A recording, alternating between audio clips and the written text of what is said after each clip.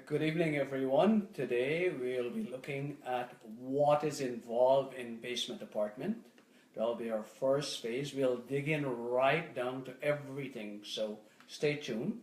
There are currently over 150,000 basement apartments within the GTA, and they are not retrofit. So today I'll ask Dex. Dex is also the BRIJ team. Been around for how long, Dex? 20 years. 20 years, and been working along with the city as well in different areas. Yes. I graduated in 1978. Okay, good. Dex, now could you bring us up to date as to what's happening with basement apartments as of 2012? Well, as of 2012, the provincial government gave the municipalities the permission to allow basement apartments. They will then the municipalities will then bring in their own regulations to control the zoning, fire safety, hydro, gas, and parking requirements. Wow, okay. Right? But technically, all basements are legal. So basements are all legal. But they're not retrofitted. So retrofit means to go back and fit. Go back and make it good, make it legal. So let's say I have a home, it's about 3 years old, and I want to the basement is not finished, and I want to finish it. Right. Okay. Can I finish that? No, one of the requirements is that the house has to be 5 years old and older, 5 years older. 5 years, okay. Right. What are the steps involved now to go ahead and finish my unfinished basement? What is required? First of all, what you have to do, you have to approach the city and complete an application. Yeah, go ahead, yeah. You got to finish the application. Finish the application. Then, once that application is finished, you obtain an engineer or architect to prepare a floor plan of the basement. Okay, we have Shalini Indira. Thanks for joining us. Good evening. Okay, so now what else we need? So we talked first that we need an application to the city. Once we fill that application, there's roughly a cost about $250 to $300 for various municipalities. That's right. Yeah. So now what we require? We require to fill the application. Then we need an engineer to prepare a floor plan of the basement. Okay. What you need to do with that? How about my architect? Or an architect. Okay. Perfect. Because these have to be signed and stamped. They got to be a licensed professional in the building industry. Once that is Once that is done, you submit that application to the city for approval. Right? Once approved, then you get licensed contractors, right, to start doing the renovation work or the retrofitting work. Okay, so the basement is not this is a new basement. So you start building from scratch. Start building from scratch. Good. Okay. Prior to construction, the city must be informed. Why? Because the city wants to overlook the construction. They assign a building inspector to be there. If he wouldn't be a full-time, he will just be popping in and out to make sure that your construction is up to the standard. I guess every certain things, for example, once the electrical is done, they may come and check it. That's right. They covered up the wall that you were using. Plumbing. You're using the right type of drywall. You're using the right type of insulation. Okay, so now let's fast forward. The licensed contractors, they come, they finish a job. City has approved it. Right. And not city approved. Inspector. The inspectors approve. Right. So what's the next step after that? The city then will arrange with the fire department, hydro and gas department to do a final inspection of the property. Hi, Jacques. How are you doing? And Taruna. So let's continue.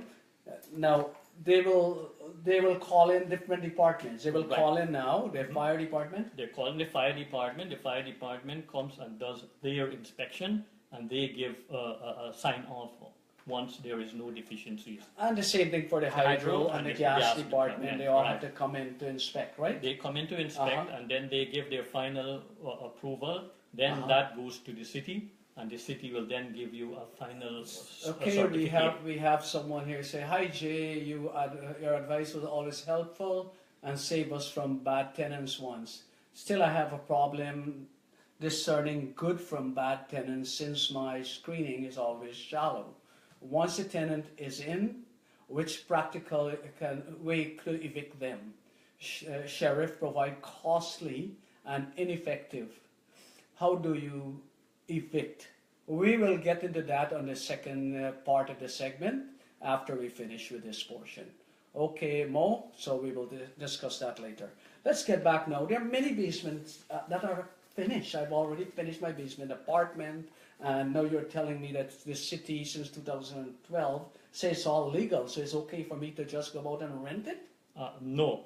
What will happen is the basements, although the government gave the municipality the power to say the basements are legal, you have to retrofit it. The city, right, sets their own zoning bylaws, their own fire bylaws, their own gas bylaws. So what is the process if my basement is finished? I already have a basement apartment and I want to bring it to code per se. What is involved? What you do is you go back now to the city and make an application to the city. Just like when it's just an like unfinished on the basement? finished basement. Okay. The city will then conduct an inspection and make recommendations to you. If there are any deficiencies, the city will issue a notice of violation. Right, and what is involved in that notice of violation, for example? The electrical is not done properly? The electrical is not done properly. One of the typical cases is the stove connection to the electrical panel box. Is undersized. Undersized. Okay. So, so in my experience, I've seen that the city comes in and right away tells you that you've got to take that out. And if I don't? If you don't, then you will be in violation of them, and the first fee is $25,000. $25,000. How long they give me? They give you about 4 to 6 weeks. Oh, right? Wow. And if you don't, they come back and they inspect it. And if you haven't complied with them, they will shut you down. And in some cases, they will take you to court. Wow. Okay, so now let's talk a little bit more about this process of a basement apartment that's finished. So the first thing, we fill out an application. Right. They send out an inspector. The inspector inspect everything. Right. If everything is okay, then in the city now, the inspector does his report, and the city will issue a certificate saying that your basement is fully retrofitted. And that certificate they will give, a copy stays with the city and you get a copy. Wow. Okay, thanks Wanda, Denny and Daffo for joining us. We appreciate it. Thank you so much. Okay, so now let's continue on. What happened if there are some problems? Then we have to go and get an architect again or engineer? You have to go and get an architect, an engineer. They prepare a plan again. They go and measure the existing conditions you have there. Okay. Right, and then they submit that plan to the city. The city has building inspector and plans examiner, and these plans examiners are familiar with the Ontario Building Code. Okay. And they then would advise you what has to be done. Okay. To make your basement retrofit. Right. And so once that process is done, now the next step is that you gotta go into the city again. What you do then? Once that process is done, they go back into the city and then they do an inspection again. Okay, the fire department gotta come in. They inform the fire department. They inform the consumer gas. They inform hydro. They come and do an inspection, and in some cases, the fire department examines the whole house, especially when it comes to smoke alarm and CO detectors. Okay. Because you're hardwiring these things in the basement. It normally can affect the upstairs. Okay, beautiful. So once they approve it, then what's the next step now? So I did all this work, everything is approved. The fire department, hydro, and gas come in and they approve everything. What happened next? Well, you get as I said, you get the certificate from the city, and your basement becomes a legal retrofit basement. Become a legal retrofit basement. The value of your house goes up. Right? When you want to sell it, you get more money. It gives you a lot of peace of mind. So these are some good benefits if you do that. Your insurance will also cover you. Insurance will cover you. Exactly. What are some of the pitfalls if you don't? I said, hey, you know what? I got it rented already. I got a decent tenant in there. Right. What tend to happen in event we have a problem? In the first the insurance kicks in, Uh-huh. right? And the important that the landlord should have a proper home insurance coverage. According to the Insurance Bureau of Canada, if something were to happen, such as a fire in the basement, Uh-huh. and insurance provider is unaware that there is a tenant living in the basement, the home insurance policy could be voided. Wow, I understand that. I just want to say thank everyone for their positive comments so far. We really appreciate it. Hope we are giving you some quality information to help you along. Now, I'll tell you this story. I know of a client who had an unfinished basement. He was renting it by room. Happened so that one of the tenants from one of the rooms slipped and fell. They call insurance company, and the insurance company say, "What? Are you renting your basement apartment? Did you tell us? Oh, that's illegal." They said, "You know what we'll do? We will cancel your insurance. And number two, we will not cover you." It went to court. The tenant sued the landlord for $500,000, $500,000. The insurance company did not cover them. After about 2 years, the landlord lost. They had to come out $500,000 out of their pocket. So these are very dangerous times. You know that in today's society, for every 100 lawyer, we're providing one engineer. Right. And so there are a lot of hungry lawyers out there. So you got to really. With the insurance, the easiest thing is to give you a policy. The hardest thing is when you go to claim. Okay. That's when you go to claim. That's when they turn the screws on you. They give you insurance. Oh, you wanted home insurance? Yes, that's fine. When you go to claim, that's when they get you. Okay. Because insurance companies, they don't want to pay out money. Yes, so the next thing, if you will require the information, please feel free to share on our live stream. We'll appreciate that. Just share it to other people who may require it. Also, I would like, really appreciate if you guys can like us on Facebook and spread the word around. We will be here every month educating all of you. Next thing, we have our investment workshop coming up on Saturday. It'll be from 1 to 3, and we'll have, it's extremely well presented info on what to do to improve your real estate wealth.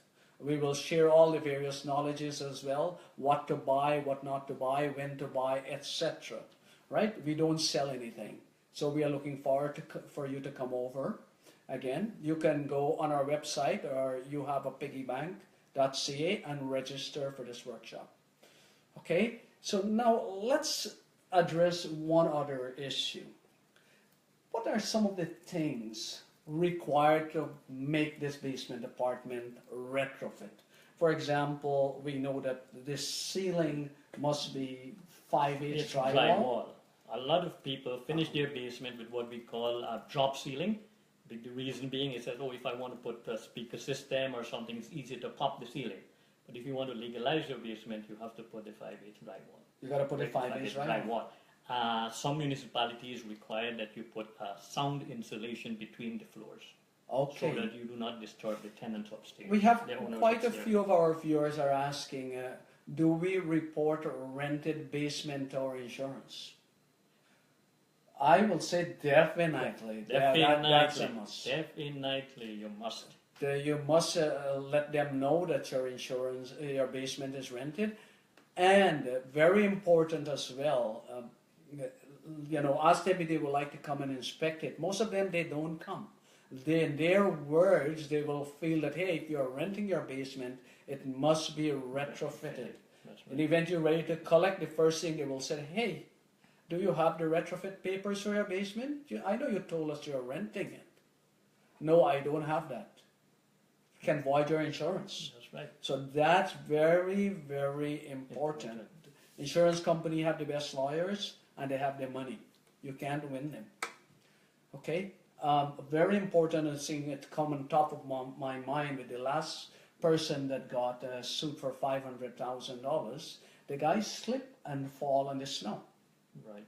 Even in his lease agreement, if he had got the word in his lease document, you know, the tenant is responsible for snow removal, Yeah. all right, it would have protected him because the courts would have interpreted, so it's of your own negligence because you did not shovel the snow, you slip and fall. That's right. So in your lease, everything is important. We'll cover some of those things at the workshop.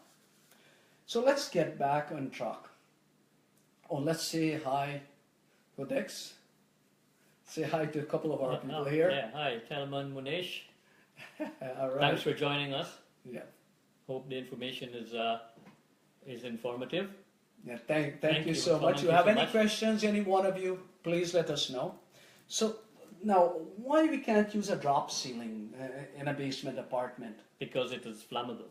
It is flammable. Flammable. Oxygen is between And the two layers, right? That's right. Oxygen. Okay. Very, very flammable. Okay, so 0% fire retardant. So you gotta get that. You got to get that. Another important criteria is that there must be self-locking Locking door doors. between the two units, because what happens is smoke from one unit can bellow into the other On the unit. other unit, So it yeah. must be self-locking. Right. What are the requirements of door? Can I put any door? No, you cannot put a door. The door must be solid wood or metal, minimum 1 3/4 inch thick. Okay, so that's also important. Very important. Yeah, it's very, very important. How about the size of the apartment in the basement? I am doing a basement apartment. This is my main floor. Right. Let's say 1,500 square feet. I would like to do the same size in the basement. No, they do No? not allow you. The basement apartment must be smaller than the main floor. A lot of people here in Brampton, they have what is called a 5-level back split. Right? So what they do, they have 2 and 3 bed apartments in every level, and they live on the top. That is illegal. They do not allow you to do that. Your apartment must be smaller than the main floor, main living area. Okay, so if I have 2 apartments, one on the 3rd level in the back split and one in the basement, That is illegal, and you cannot retrofit it. okay, they wouldn't allow you. They would not Insurance allow you. will not cover it. Insurance It's will not cover it. dangerous. As soon as you take that plan into the city, when the city does an inspection, the city will say no, no, no. How about now, in event there is a fire in my main entrance, the main door where the tenant had to get out from, is there's a fire there. What happened? It'll be a trap? Well, the basement, you have windows. Your basement windows should be at least 3 feet below, above ground. So somebody can crawl out through that window. Do you require any steps or something? Because, you know, I mean, here I am there, I'm panicking. I got my grandma with me and she got to get out as well. Yes, you need some kind of step so that they can get out of The window. access must be easy. Easy access. Oh, so even one is on fire, the they other- got a second way one out of it, right? Okay. Tell me something about the furnace room also. What is required? The furnace room, there are two ways you can do it. You can put the 5/8 drywall fire rated, it's called type X, or you could put a sprinkler system. All they require is one head of sprinkler system, one head in the furnace room. Hi Mala, hi Wayne, how are you doing? Hi Marlon Wayne. All right. Great, all right. So yes, so now the sprinkler head is important. It's also. very important in the furnace room. In the furnace In room. the furnace room, the sprinkler head is very important. How about a smoke alarm system? What is the requirement? Smoke alarm and CO2 detectors must be hardwired in the basement. No battery powered one is allowed. Must be hardwired and must be in sync with the upstairs units, right? And they must be able to communicate with the upstairs unit. Wow. It must not be a separate entity. Okay. The next thing what I want to address now. Let's say I'm a deaf guy and I'm living in this basement apartment. How would I hear that alarm? Actually, newer code now even have something else where they have that flashing light. Has to be along with it. Like in the new phone system, the guy is deaf, but he sees the light flashing. He knows that there is a phone call coming in. Yes, so that's true. So that's they call it a strobe lighting. light. That in event of something, you must have both. Right. And in today's, hey, put it this way, many people, they have things, listening to music in their ears all the time. Right. They may not even hear, so that's why the strobe light is Light also is important, That's right? right. That's Yeah. right.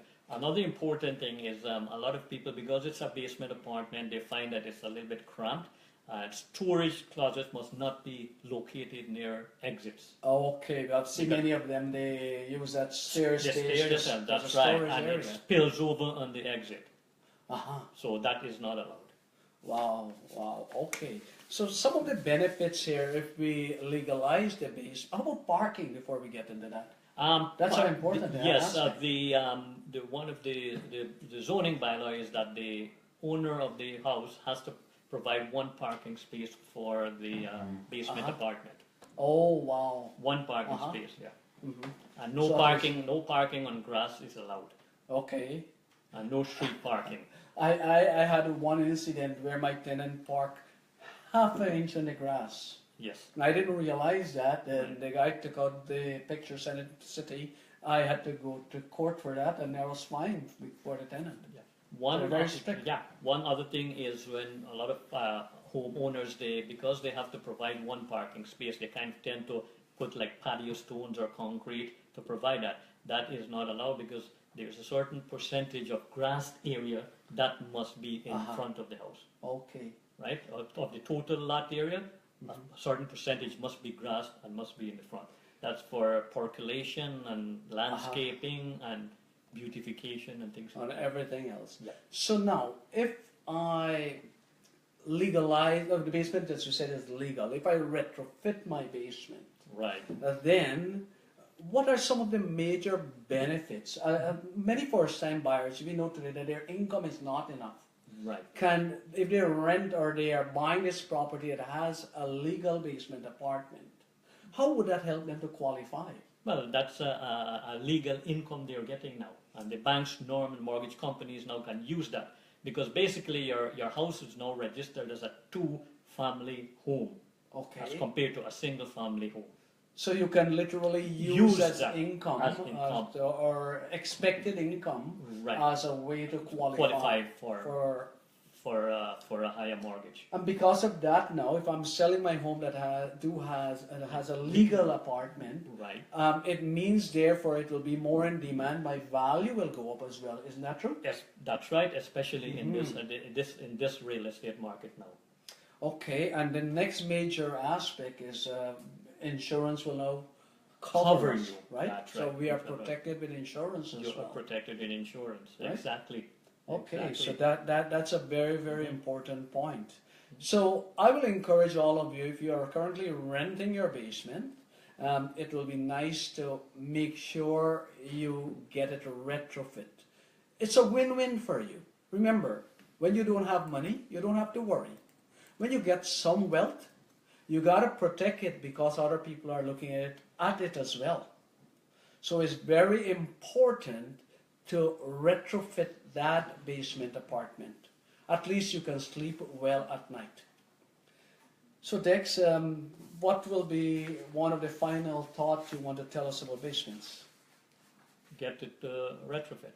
Get it retrofit. Get it retrofit. Okay. Sleep them and you can sleep Uh-huh. comfortable when you lie in your bed at night. Okay. Don't worry that there will be a problem. If there's a Okay. problem, you know it's legal. If you have any question, please feel free to email us or to call us. Hi Lori, how are you? I heard you're coming home soon. Thanks for joining us. Okay, now what we'll do next, therefore I want to say thanks, and now we will talk with Dex. Thank you so much. Now we My will pleasure. have Amit from the BRIJ team that will join us. Amit and I will talk about how to find really awesome tenants, how to screen them, how to avoid the bad tenants, and we will address the number one question: what is involved if we have to evict a tenant? Okay, so Hi Jay. how are you? Good to Good. see you Good to again. see you. So good, Amit. So we are in another section here all together. Yep. Now, I have a property. I'm planning on renting it out. Right. Okay, now there are 52,000 realtors out there. Is it okay if I could call a realtor and say, hey, you know what? Please help me find a tenant. You know, that's a good question. A lot of people ask that, but there's also another thing that people don't realize. Many realtors do not focus on rental properties. Many realtors do not have rental properties. So you really want to focus on someone that has experience in the rental property market and someone that can kind of guide you based on their own experience and their client's experience. I think that's very important. It is what I find interesting that similarly for an accountant, if I use an accountant that don't have rental properties, they may not know everything. They know it by textbook, but as we said, Practical. do it and then you know it, right? So if they have rental properties, they know how to guide you properly. Yeah, Similarly with the lawyers, similarly with realtors, Exactly. everything else, right? Yeah, once you're doing it every day, then you get a feel for it. Right, so I know yourself, you got a few rental and it's Yes, very good. definitely. And it definitely has opened my eyes a lot because there's small problems that you would have no idea could occur, and then there are things that go along just amazingly. Yeah. So that's something that is that's something that's also very important. You never know which angle to look at it unless you're into it and you're dealing with it with yourself and your clients every day. Okay, so that's a very important aspect. Now, tell us about your first rental property. Your tenant is there now, what, about 3 years? Yes, just about 3.5 years. So my first rental property, I was a little bit scared. Even though we do this, every day, we talk to people every day. It's a little bit scary of a process. So you guided me quite a bit on that process. Let's just say hi to Nadira. Hello, Nadira, Sue, and Fayaz. Fayaz, how are you guys doing? Yes. Thanks for coming out. Good. Yes. So now your tenant's there 3 years. Yes. Yeah. 3 Now years. let's look at the benefit of owning a property like that. 3 years ago, when you bought this property, Yes. what roughly you paid, if you don't mind? This one was at $340,000. 340,000. What would the value be today? Roughly $685. 685. So the property gone up, let's say $300,000. Yes. Yeah. Okay, good. Now the benefit of having that is that the property went up tremendously in Yes. price.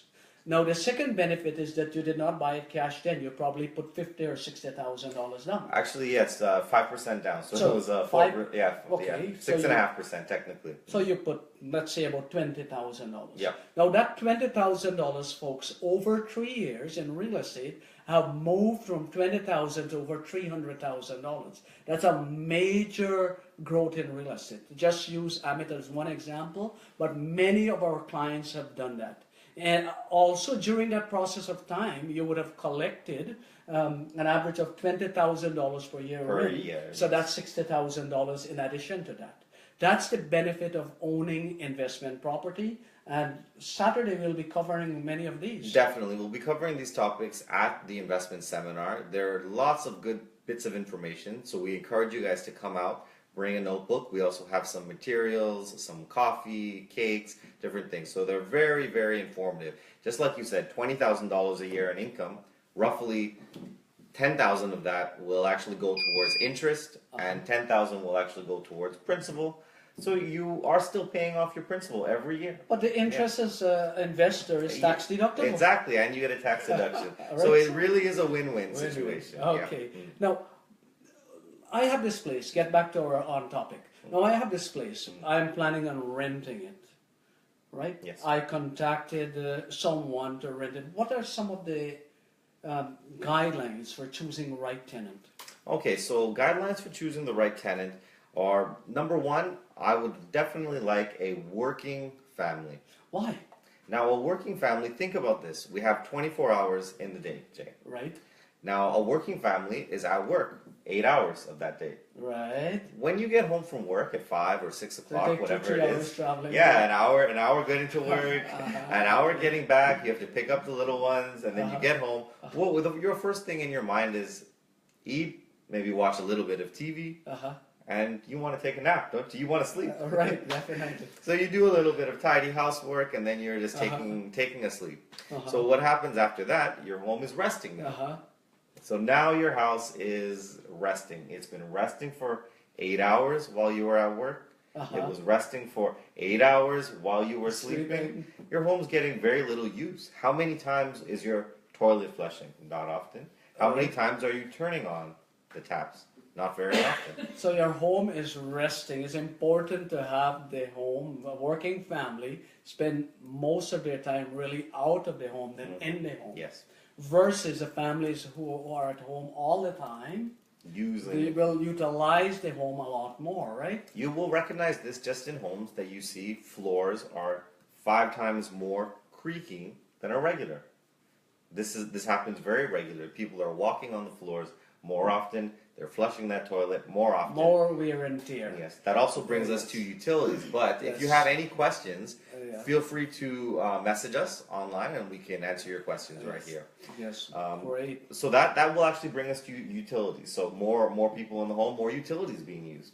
Yeah, definitely. So if more utilities are being used in a home, do I want to give them a higher rent and say everything is included, or the reverse? Very good question. People ask that every day, and you always want to put the onus on the tenant. Onus on the yes. Yes. Now you can actually let Pia Water and all these guys, you register directly in their name, and that's how you do it for a single family rental dwelling. Oh, now, if you're doing specifically in basements, you want a portion towards the tenant. You want, at least you want them to contribute something, so they feel that they are paying. Otherwise, they'll leave the lights on all the time. I had a situation around the mid-90s where it was the heart of the winter. I went to this rental property, and the guy got all the windows open. And we asked him, said, "Hey, you know what, why didn't you close the window?" He said, "It's bloody too hot in here." And the landlord was paying the bill. Yeah. Right? So that's why you want them to pay the utilities so that they will control it. They will be conscious of it. They'll be very, very conscious of it. Also, on that note, we kind of fast forward a little bit, but working families and families in general, they tend to stay much longer in a home. Why families tend to stay longer in a home? Think about a growing family. So I have 2 kids. Exactly. 2 kids, mid-30s or early 40s. You have your schools in the area. You have your schedule established with the kids. Your church most likely is in the area. Everything is tying you to this location. You're making your friends in the area. The kids are happy. They don't want to move. They really don't want to move. They start to develop friends. Exactly. Okay. So they're staying there. Now, the next thing, you have all of your friends coming over. You're maintaining the home so well after 1 year, 2 year, 3 year. Chances are they've given it a nice paint job, maybe restained the deck, all of these things. They've put love into this home. They don't want to leave it. So that brings me to another point. Most of the time, I advise my clients, if you have rental properties, don't even let the neighbor know that these people are tenants. Yes, very good. I want to empower the tenants. I usually tell my tenants, feel as though you are the owner and take it from there. And even I would go so far as to let your tenants tell the neighbors, say, hey, this is my place. Right. They feel that, you know, it brings them up a little bit, and everyone makes sure and takes care of the home with that love. You are not diminishing them. Exactly. Actually, you're empowering them. Exactly. That's very, very important. Once they feel that way, we tell them, hey, you know what? Cut the grass, shovel the snow, all right? Take care of the painting on the deck a little bit. Jay, I've gone so far as to purchase the lawnmower and the weed trimmer for exceptional tenants. You can do that. Wow. It's not detrimental at all. It's not that's very, very important. It goes a long way. And now, so in the process of screening, this is the biggest nightmare for most people. They said here, bad tenants, as we call them, Mr. and Mrs. Hell. We refer to them at our workshop. We call them Mr. and Mrs. Hell. Welcome, we introduce Mr. and Mrs. Hell. Yep. But let's talk a little bit about how to avoid Mr. and Mrs. Hell to be in your place in the first place. Well, first off, requesting pay stubs, that's a mandatory thing. You do want pay stubs. But many people can manufacture pay stubs. They go to their accountant and say, hey, you know what, I want 2 pay stubs. Forget accountant. These days with Photoshop, the average Joe can go on and get it done very professionally. So pay stubs, you will also want job letters. We want a job which letters, they can also manufacture, by the way. Yes. You also want a full credit report, which I will say they can also manufacture. To an extent, yes. But you want to go on for social media now. social media is very powerful Uh-huh. in checking out who your tenant is or prospective tenant. A quick Google search or a Facebook search gives you their history, where they went for the weekend, what they've been doing, what parties they were at. Not to say that we don't want average people, but we do want to make sure we double check who they are and they are who they say they are. Mohammed Fauzi, looks like you lost your house in Clarkson because of bad tenants. Okay. Yes, yes, Mo. That's possibility. Usually, that's what we call tenant from hell, and that's what we are discussing: how to avoid these tenants from hell. Okay, number one, we look at all aspects. First and foremost, we want a good tenant. Don't mind jumping over some hoops. Yes. Okay, so the first thing we want them to do is to complete an application in its entirety, right? A rental application. We find that people who completed half finished or quarter finished may not be good tenants. Yes. Number two, we try to avoid using self-employed people. Again, because when we use self-employed, they tend to spend more time at home. There is no direct proof of income. And even they don't pay you, there's nothing much you can go after. There's no wages to garnish in Right. self-employed. I had a tenant that gave us 9 bounce check in a year. Eventually, I evicted them. The nice thing, this lady was working at Chrysler for 21 years. She did not want to go. I garnished her wage. If she was self-employed, there's nothing to get. No, definitely. That's why it's very important.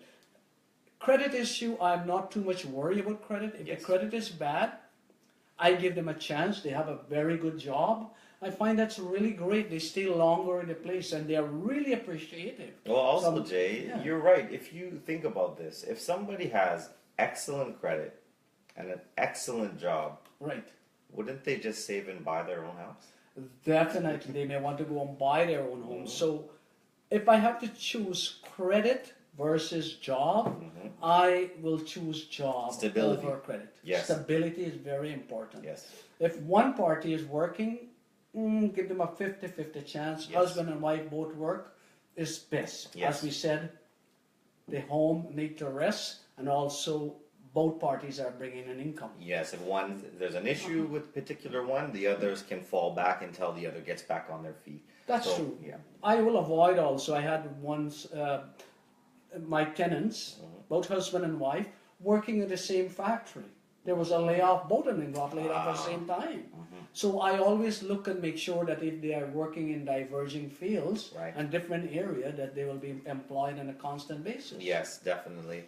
And well, back to you. So you said the application form filled out, nice, fully filled out application form, which are available online. Anyone can get those. We make sure we provide those to all applicants. You also want to make sure and call their landlord or their last landlord. You want to call your last landlord? Why? I mean, think about it. If I have a bad tenant, and a landlord, do you think I'll tell you that, hey, my tenant is bad, he's in my place, I want to get rid of him? You want to get rid of him. So you got to call the last landlord, if possible. If possible. If possible. Right. And really what happens is, you and I both know it's 50-50 at best, if that's even going to be the correct phone number. The truth is that I don't even call the last landlord or the past landlord. I don't rely on that. Yeah. Hi Dave, how are you? Thanks for joining us. We appreciate that. What I will do first thing first. Number one, yes, I want to see a credit report. Yes. To see their spending habits. Whether it's good or bad, I want to see their spending habits. Because repayment history is also on there. That's true. Yes. So we will get an idea of their spending habits. Number two, I want to Google, as you said, social media, get a little bit of their lifestyle. Yes. Job letter is very important. I will also let them jump some hoops. I'll ask, hey, give me about 3 pay stubs.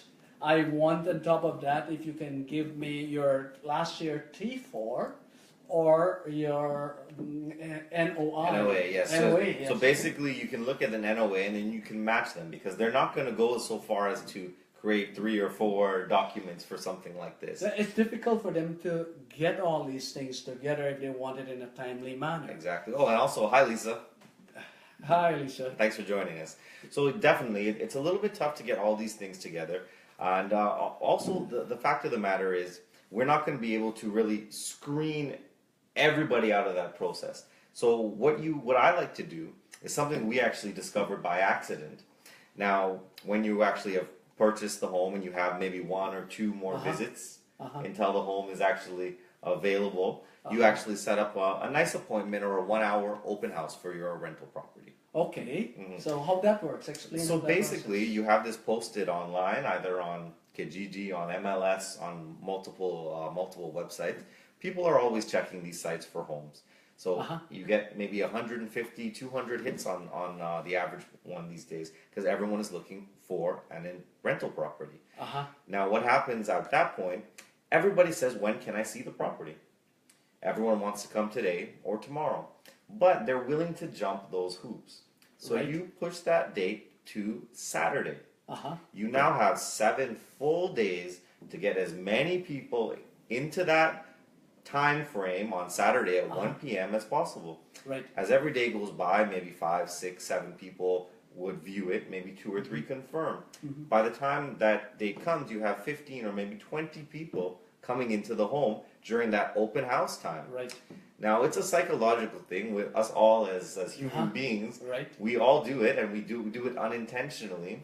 But when you step into that home and you see 25 other people looking at this this rental property, and you think, wow, what the heck is wrong with this? What's going on here? Everyone wants this home. So you tend to be gravitate able to towards it. Then people tend to give you all their information faster than is required. Because they know that there is a little bit more of competition. How about looking at intuition? For me, I use intuition in choosing my tenant. I don't care what the tenant have. If for some reason I feel that this person is louder and aggressive than I am, or I will sense that there will be problem, I don't care what they have. I don't want him as a tenant. Yes. Right? At this point, I'm not discriminating, but I must feel comfortable with who moving into my home prior to them moving in. Yes, and that also brings up a very important point about meeting your prospective tenant before the date that they move in. Hey, Lalit, how are you? Thanks for joining us. Okay, great. Thank you. Okay, Lalit got a few investment properties himself. Yes. Yes. All right, so yes, definitely screening that way is also very important, and it's all just a very quick conversation. It's a conversation in person. You can see if your personalities jive, because that's something that's very important. Because when you're with a tenant, you're technically in bed with that tenant for the next 1, 2, 3, 4 years. Well, that's something very impressive. I mean, I know of families that got tenants 10, 12, 15 years, and these tenants take care of their property as though it's their own. But again, it comes down to the bottom line. You must have people that are responsible, people that are not overwhelming, people that you can encourage. So once you find the right person, we prepare a lease for them. Yes. Right? We will go through most of what is involved in that lease. Time will not permit us now at their workshop. Okay? But one thing you do want to get into that lease. Snow removal? That's one. Yeah, okay, that's important. Insurance? Yes, they must have tenant insurance. Yes. So, right? We want a proof of their tenant insurance because in the event, let's say they did not shovel the snow. And we have an issue Canada Post guy fall, what will happen? Right? So we want You're reliable. So we want to make sure that you are covered in these areas. Definitely. Good tenants will do these things automatically, protect their content insurance. Many people feel that the landlord's fire insurance will cover the tenant. And truly, it does not cover their content. It doesn't cover much. It just covers rebuilding the home. That's about what it is. So people don't know that. It's good to know that. So when you add these little things into a lease, something as small as 6 words on a line can mean the difference between you being covered for something or not. Okay. Now, once a tenant enter your premise, that tenant becomes your tenant the minute they got the key. Yes. They enter there. Why is the Landlord and Tenant Act as such that the tenants seem to always have more right than the landlord? Well, the Landlord and Tenant Board is written in the favor of the tenant. Why? Now, it's different in two ways. Now, commercial versus Residential, residential. right, yes. Commercial, the landlord has all of the power. Right. Residential, the tenant has all of the power. Well, it's very simple. The They Family Law Act takes Exactly. precedence Takes over always. Business Act. Yes, So family first, Always. business second. exactly. If you're commercial, business is business. Yes. In residential, once your tenant moves in there, it's a family living in there, if they don't pay you, hey, you put them out, they got frostbite. Yes. Guess what? That's on You're you. responsible. Yep. Mhm. You're responsible. Yeah. So, what are some of the ways if we have to evict a tenant? We got a bad tenant Yes. that did not pay us. What are some of the ways that we can go about it? Evicting a tenant is a very lengthy process. Now, it typically you have to serve them forms that you can find on the Landlord Tenant Board Act website. Then we have to actually go to court hearings, proceedings. Then, after maybe 2.5 months later down the line, Yes. then we qualify to call the sheriff. All right. After you call the sheriff, I think somebody else mentioned online earlier that it's about a $400 fee or a $350 Right. fee. Yeah, that's okay. Then the sheriff has to schedule a time to come and book the time to help you remove the tenant. This whole process will take maybe 6 months. Hey, I had a scenario also where on the last day, the day before the sheriff has to come, they went and filed an application with the Superior Court Oh, that says, hey, you know what, you can't evict that guy because they are making arrangements somewhere along the line.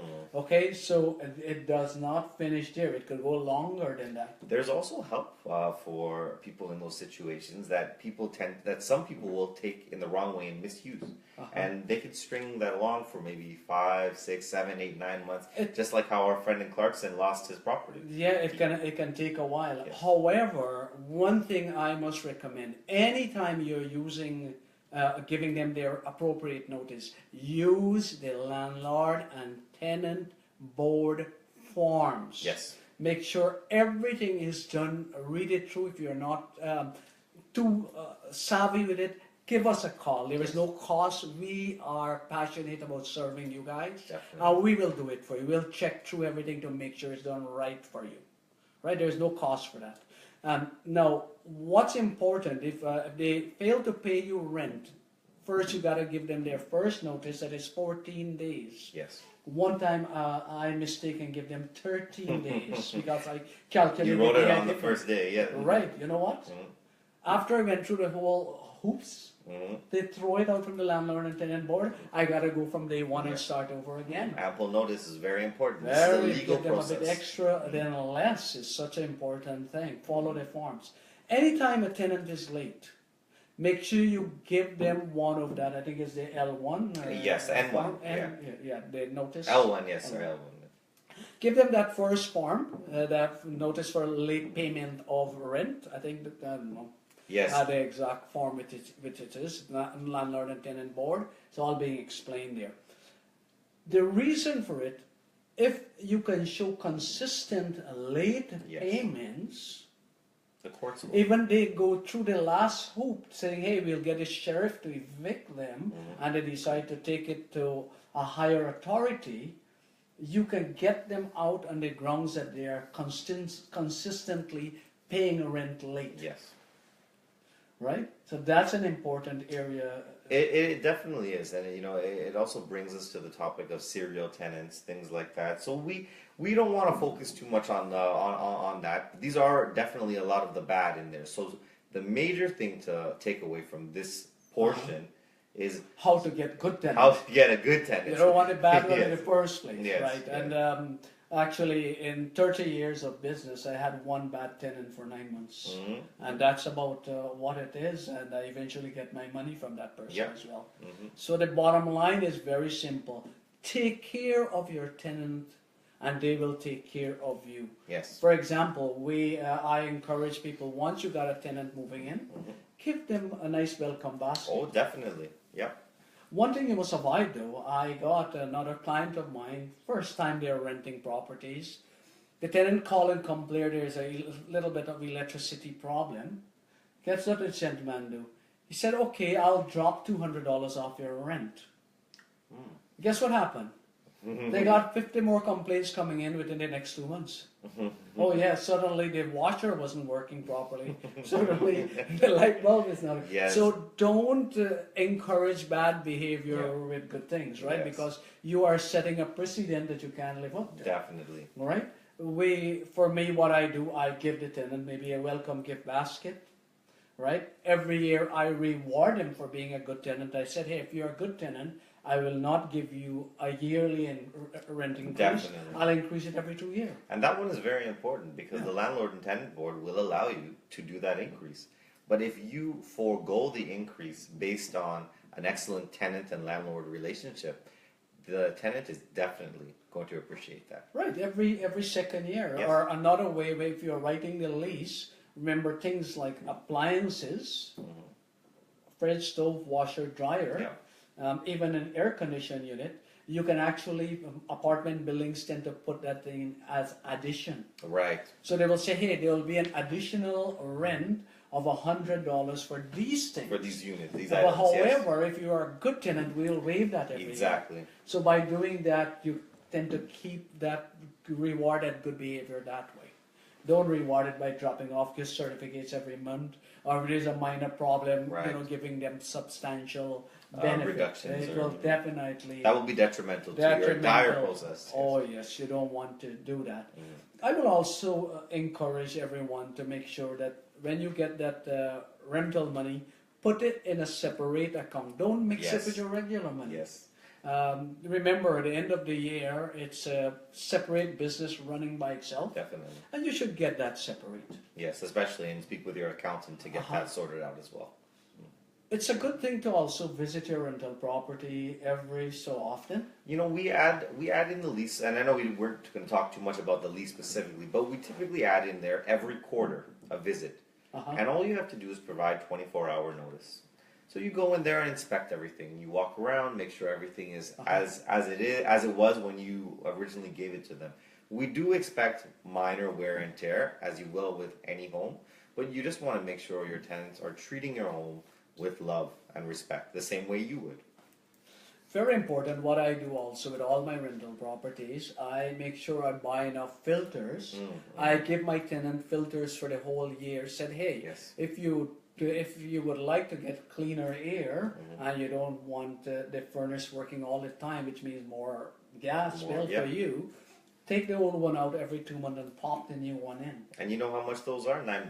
$9. But it makes a major difference because it saves your appliances, the tenant is better, it's a win-win. There's also things along those lines. You can recommend that on every one of our properties, always scheduled maintenance for a furnace cleaning.